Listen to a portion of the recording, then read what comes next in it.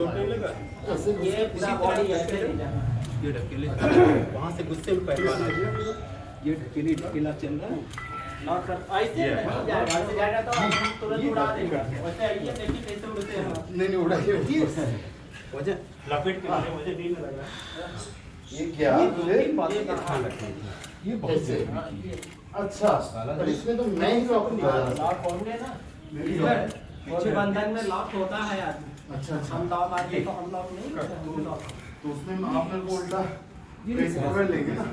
ऐसा नहीं खाली 喂，大家好啊！又到星期五 TGIF。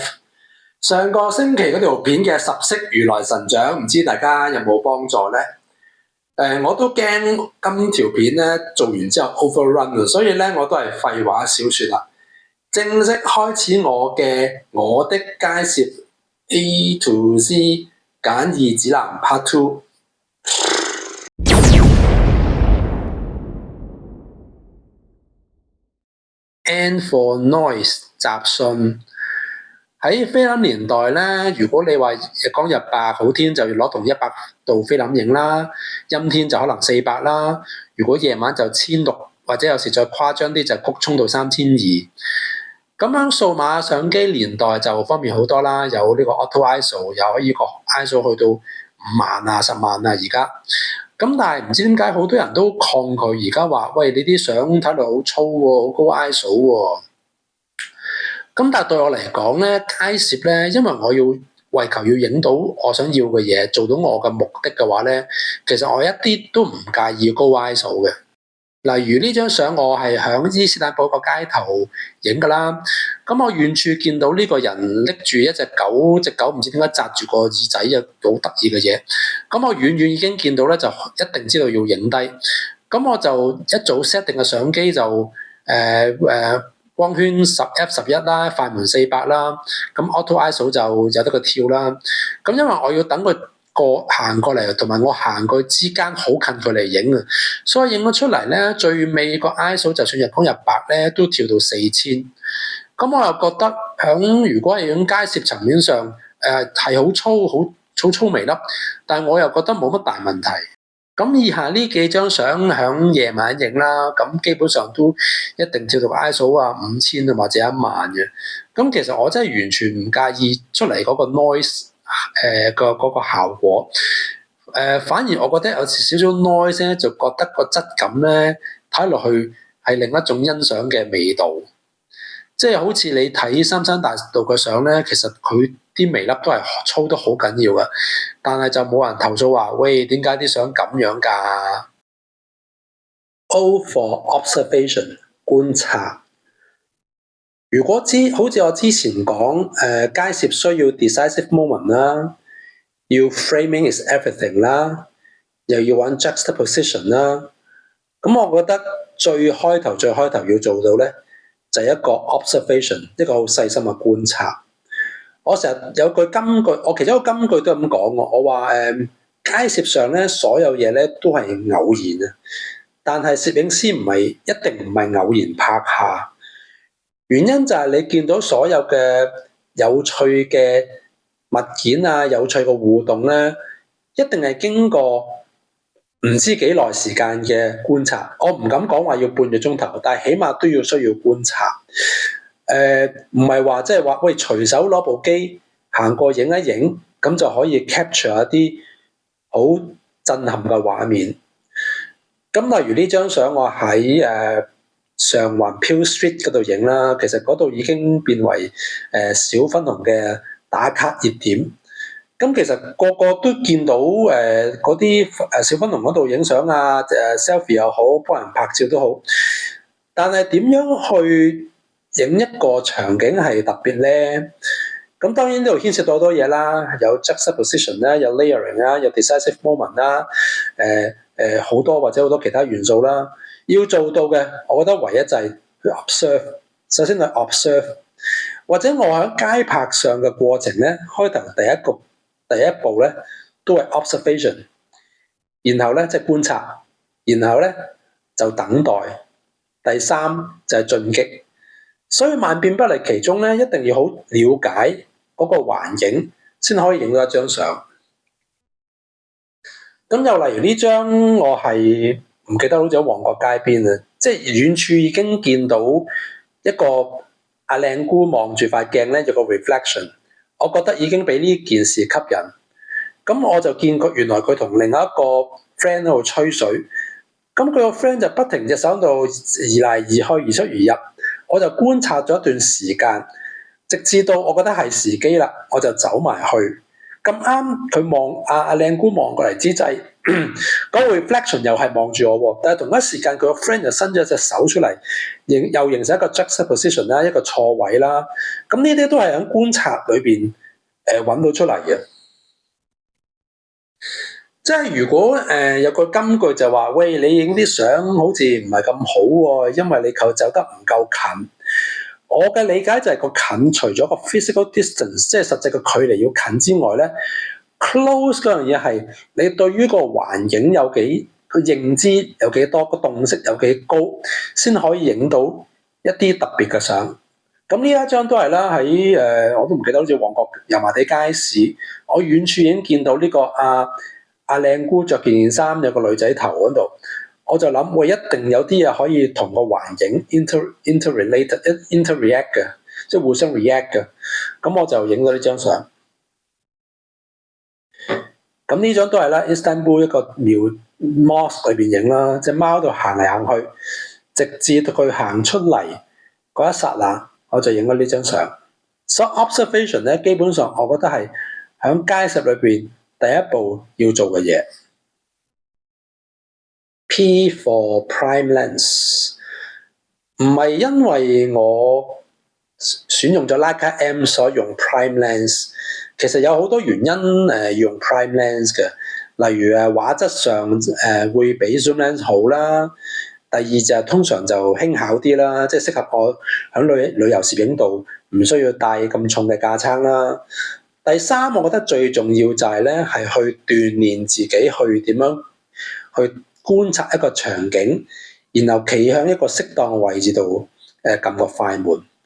我呢一輯相咧，全部都係用一支35mm 喺同一個旅程度影嘅，喺一個印度嘅旅攝團上邊影嘅。我覺得 prime lens 個好處就係咧，令到你因為鍛鍊你一個一個 reflex action 啊，即係話你去到一個場景裏邊，你立刻知道咧，你企喺邊度，邊個位置可以拿捏到成個畫面啦，可以 frame 啲乜嘢啦。其實係好都幾一個長時間訓練嚟嘅。咁我通常都係會選取一支35mm定焦鏡去影。或者有啲人會講話用50或者28啦。咁我即係其實每一支定焦鏡都有佢即係自己嘅 preference。我揀35個原因就係我覺得可以同嗰個被攝者咧個距離咧唔會太近，亦唔會太遠。50嘅話咧，可能要比較遠，同埋個景深咧比較淺，所以要 set 到個光圈好細，比較難去掌握。我覺得真係比較難去掌握。好多人都會用28，其實我有時都會唔係有時，我大部分時間用 GR 都一定28啦，冇得揀啦。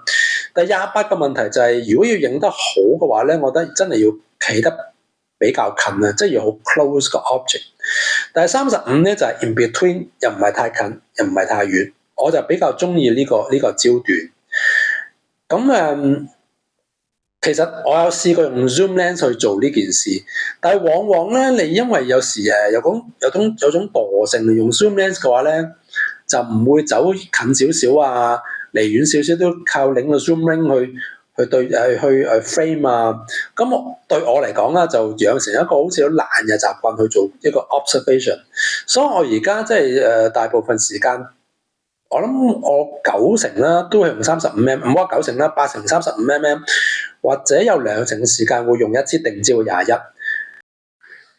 Q for quantity versus quality， 質同量嘅比較。其實都係好老生常談啦。即係冇量嘅話，何來有質咧？係咪？即係話，如果你話喂，每日落街影10張8張相，就話咦掂晒咯喎，攞放上網 share 啊，賺 like 啊咁樣。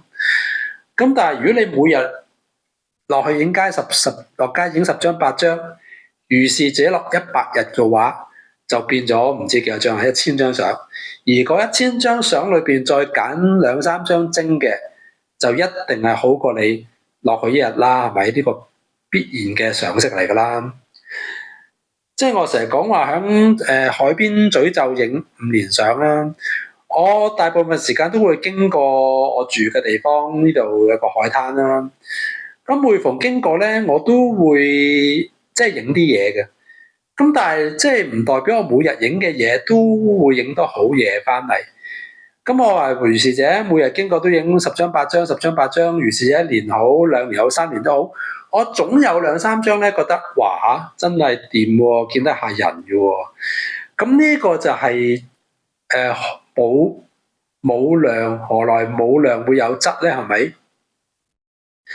咁又例如，如果我去到某一個街攝嘅場景，我覺得係好有 potential 去影得好嘅，我就會留耐啲，留到耐到我都係唔知幾耐啦，留到可能啲人走晒我先會走。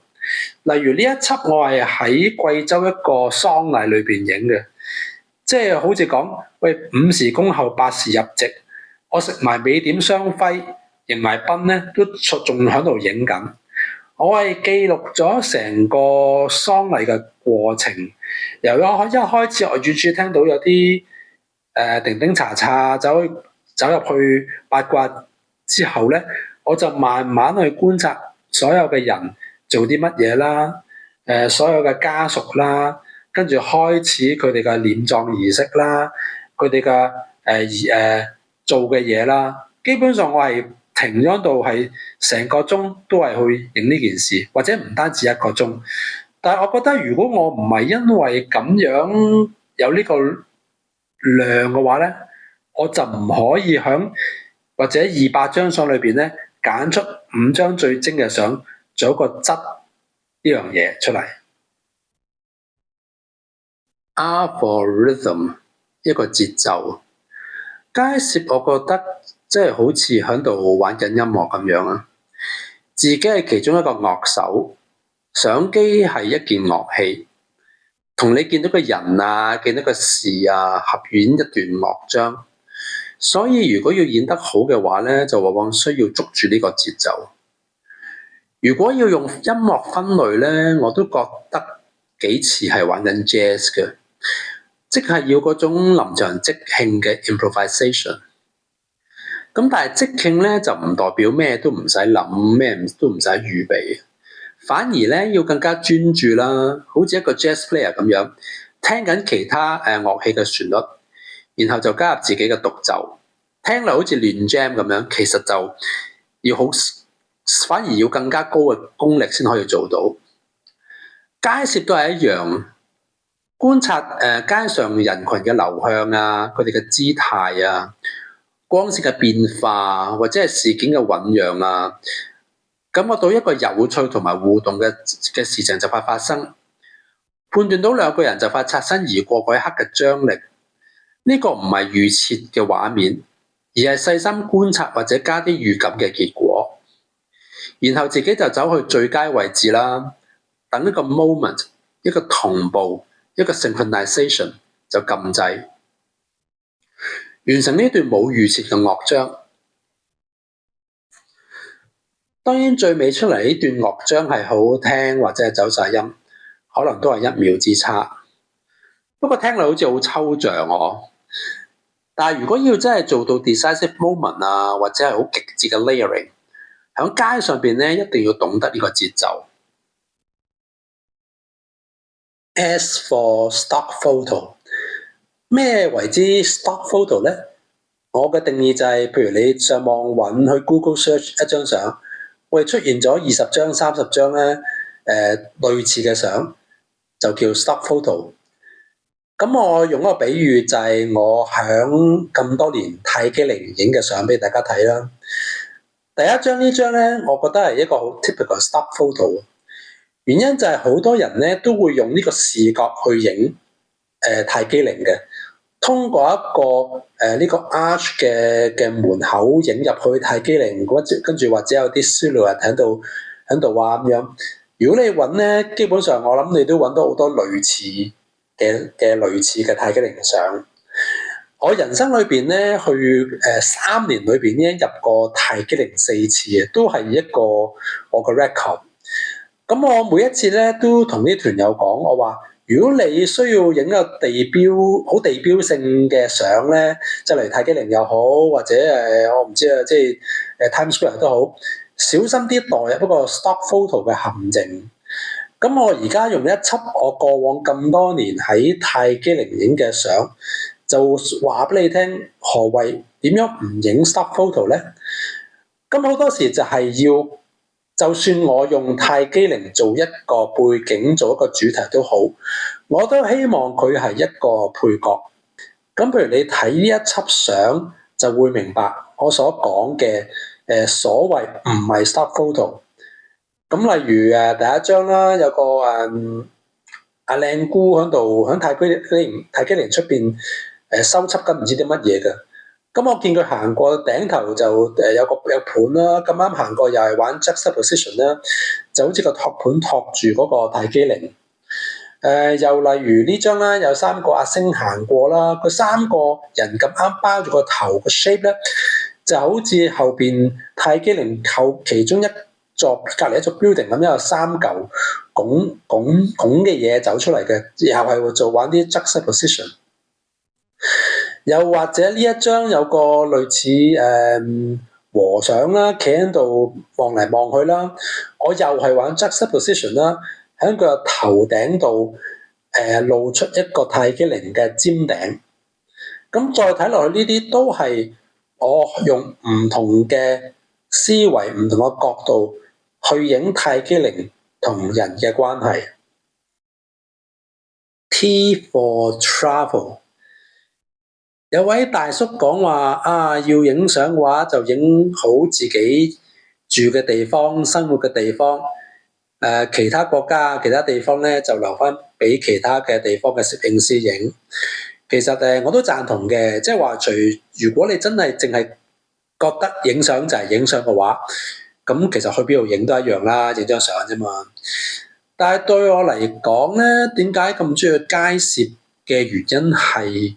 或者中意影相嘅原因係嗰部相機對我嚟講係一本 passport， 可以帶我去唔同地方度去感受唔同嘅嘢，唔單止就係話走馬看花式咁樣，走去日本嘆一餐魚生啊，去買嘢咁簡單。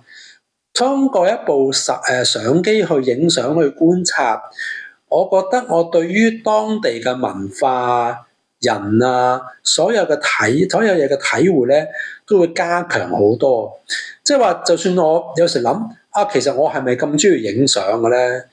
其實又調翻轉，好似雞同雞蛋嘅問題。如果你叫我旅行唔影相又唔得，淨係影相唔旅行又唔得。咁但係如果你話喺兩者之間選取咧，其實我都係覺得我係中意去旅行多過影相嘅。咁只不過影相係加強我去旅遊嗰種好奇心啊！即係以前去日本就覺得喂，周圍睇下 shopping mall 啊，買嘢咧就好開心啊！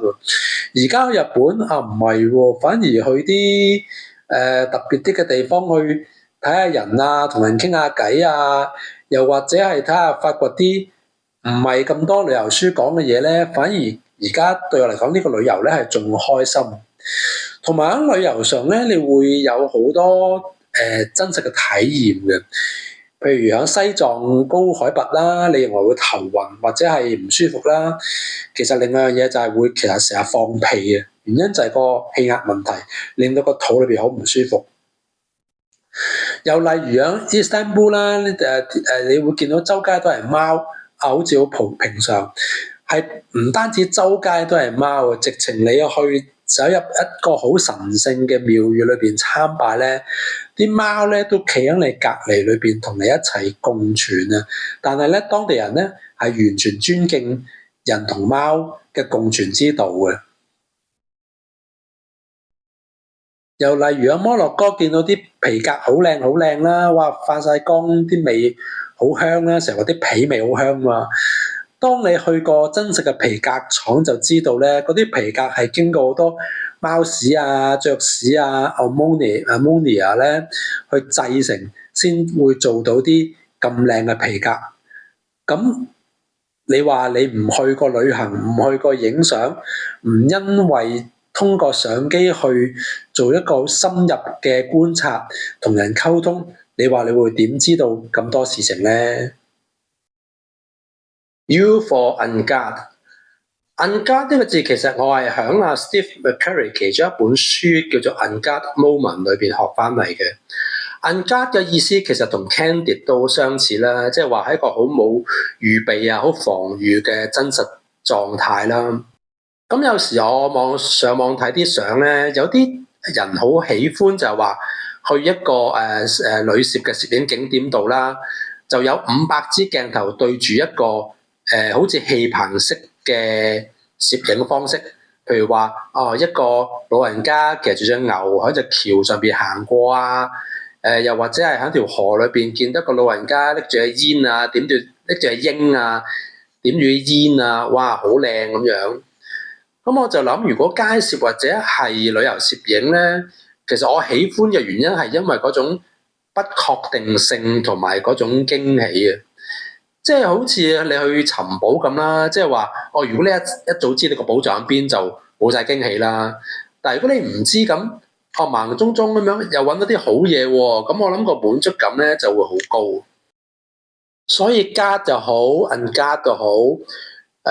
到最尾都係睇下自己需要啲咩啦。即係如果你話要需要一個好 perfect lighting 啊，好 perfect gesture 啊，一個好 perfect 嘅環境之下，你影一張好 perfect 嘅相咧，其實就guard moment 就會比較容易啲嘅。V for viewfinder 取景器。以前影相就用即係 optical viewfinder 啦。而家大部分相機或者啲人都習慣咗用LCD 嘅 viewfinder 啦。咁當我啱啱接觸街攝嗰陣時咧，其實好多時咧都唔用 viewfinder，係用盲拍嘅方式去拍攝嘅。我諗翻個原因，可能就係唔知道原來需要framing 會咁緊要啦，又或者唔識點樣掌握 decisive moment 啦。其實仲有最大可能就係因為好驚俾人哋知道我去影相，所以就 shoot from the hip 盲拍。咁但係經過即係好多年啦，數年、10年啦，呢10年間啦，對我嚟講盲拍咧，係個成功率咧係非常之低嘅。因為你盲拍即係話你估下啦，估下即係話你冇去認真去 frame 啦，亦去估邊段時候係為之最啱嘅時候撳掣啦，只係因為好匆忙咁樣想影張相而撳個掣。咁當然我而家都有時會用盲拍嘅。如果我唔夠時間去準備 frame， 又或者係我都想偷偷摸摸去影張相喎，我都用盲拍。但係而家我大部分去即係 approach 街攝咧，都會經過 viewfinder 去慢慢 frame， 然後先去影嘅。不過係咪用 viewfinder frame 到好靚啊，先去影張相？又或者係只係長期盲拍，唔理後果撳掣就算啦？咁其實呢個都係個人喜好嚟嘅，其實就冇對與錯嘅，都係講嗰句啦。重點就係影出嚟張相係咪可以即係見到人啊，接受到。W for wandering， 周圍去徘徊啊！我去旅攝，自己去又好，即係帶團都好啦。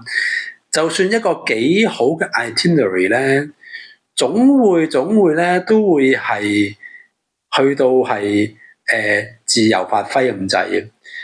原因就係首先你未去過嘅地方啦，你做 itinerary 做 planning 咧，都係 plan 一個好大圍嘅諗法嚟嘅。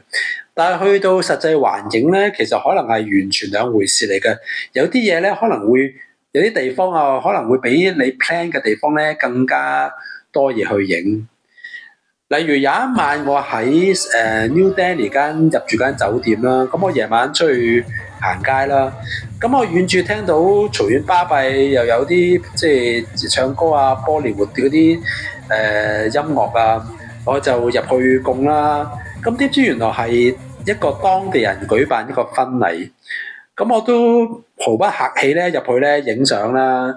咁影相之餘咧，當即係裏邊嗰啲人咧就邀請我入去食嘢添，仲請我食嘢，咁啊又叫我跳舞又成。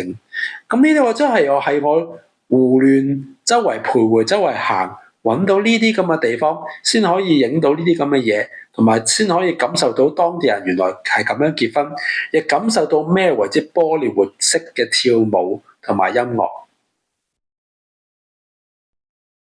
又或者呢輯相喺古巴哈瓦那影啦，當日其實我都影到好攰啦，就諗住算啦，翻去同啲團友坐低飲杯咖啡吹下水算啦。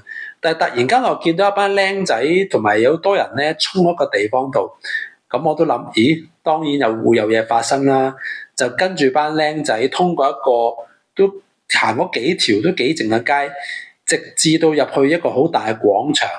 咁去到先知咧，原來嗰度咧有一個好盛大嘅類似carnival 或者啲表演節目嘅日子。咁我又逗留喺嗰度影咗好多相。其實 wandering 就算你話漫無目的咧，其實我喺旅途上咧都有少少心得嘅。例如就係跟住啲聲音走啦，即係越嘈嘅地方，越多人講嘢啊，越多音樂地方咧嘅話咧，我就會共佢啦。又或者係我首先會睇下 Google Map， 睇下附近有冇啲譬如學校啊、公園啊、amusement park 啊，咁嗰啲地方咧我都會係每一次咧都會去嘅。所以就算 wandering 嘅話，就算你話聽落去漫無目的咧，其實都係喺漫無目的裏邊咧都會有少少 planning 嘅。X for Xenia， 其實我係完全唔識呢個字嘅，只不過喺做 research 嗰陣時揾 X 嘅 keyword 咧，就彈咗呢個字出嚟，咁我又發覺幾有用喎。咁 Xenia 呢個字嘅意思就係古希臘文嚟嘅，個意思係陌生人同埋款待，係一種慷慨同埋互惠嘅制度化關係，亦係古希臘文化一種重要嘅道德義務。咁聽完咁多，或者大家都唔係好明啦。即係其實簡單啲講就係街頭攝影師出去攝影、出去影相，其實咧係一個客人。你進入去一個空間裏邊咧，影被攝者咧先係一個主人。所以有時咧要做一個建立一個賓主嘅關係。即係話，如果你攞部相機出街影，偷偷摸摸去影低一啲嘢。即係你以為人哋唔知啦，喂，過咗骨就算。其實我就諗，你攞部相機出街影相咧，人哋點會唔知啊？只不過人哋唔出聲或者懶出聲。即係如果你遇着啲好嘅，咪由得佢咯，放過你咯。咁但係譬如如果我好似喺呢張相裏邊，我喺一個 London 嘅 LGBT 聚會，如果我唔出聲同人講影相嘅話，我諗咧我着10條底褲咧都走唔出去。其實街攝，我覺得係有種好似話即係中國人講嘅諺語就話入屋叫人，入廟拜神。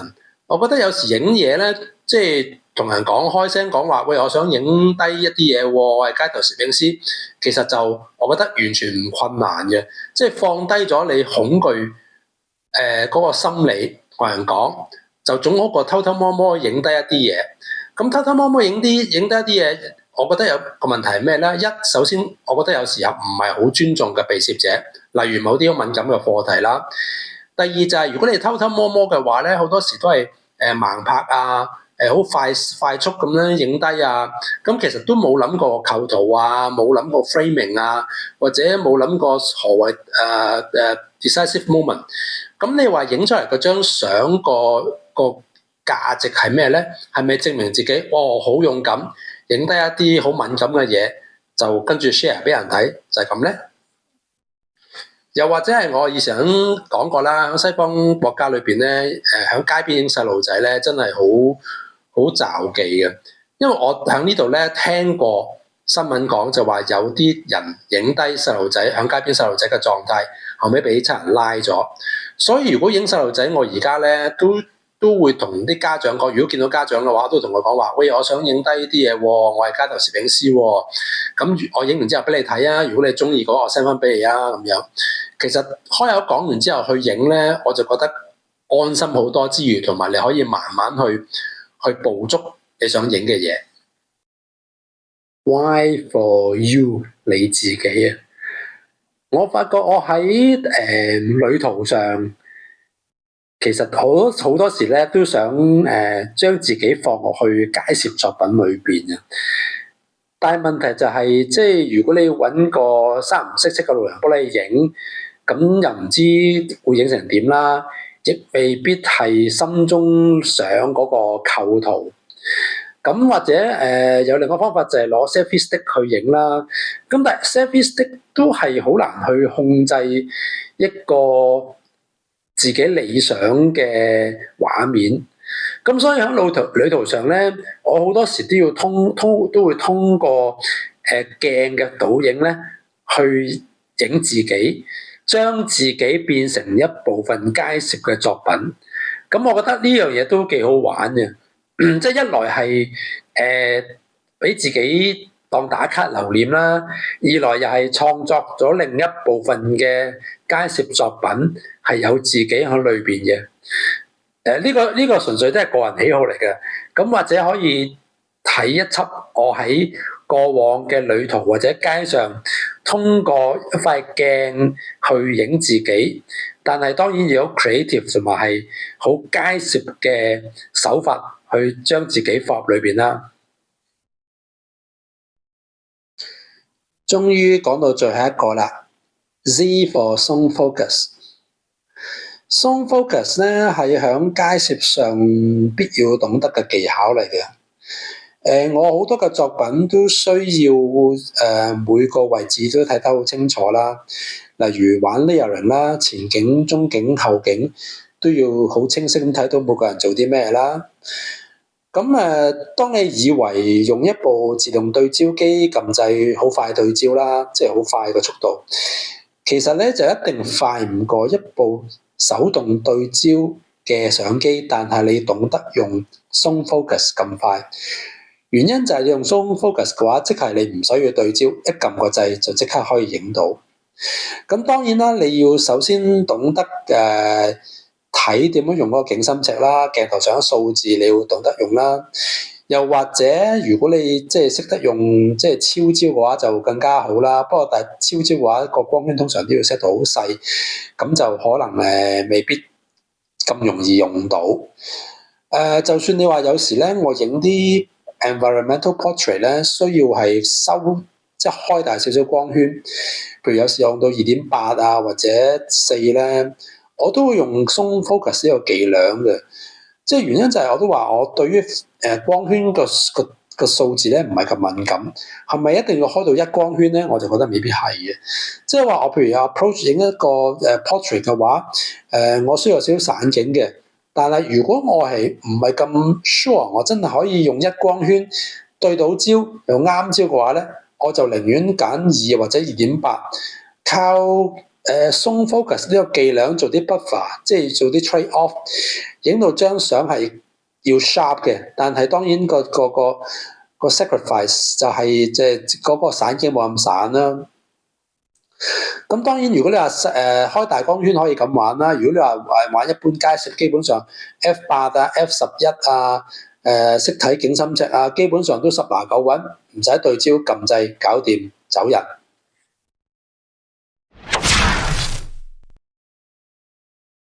哇！好不容易咧，將26招講晒出嚟啊！我都花咗好多日時間準備，最尾而家幾多啊？34分鐘講完下一集。希望大家覺得有用啦。咁當然仲有一啲絕學，例如係電光獨龍轉啊、冰火五重天啊嗰啲咧，就留為己用啦，就唔同大家講。咁就下星期見啦。咁如果大家有咩意見，有咩想聽，有咩想知，就不妨留言。係咁啦，拜拜。哇！即係淨係一條火車站一條軌咧，已經大把嘢影。即係大家睇下呢啲火車，哇！係咪去翻 Steve Curry 年代嗰啲火車？呢度係舊 Old Delhi 嘅其中一個，即係嗰個火車站。哇！正到爆，係嘛？No. No. The inconvenience caused is deeply regretted.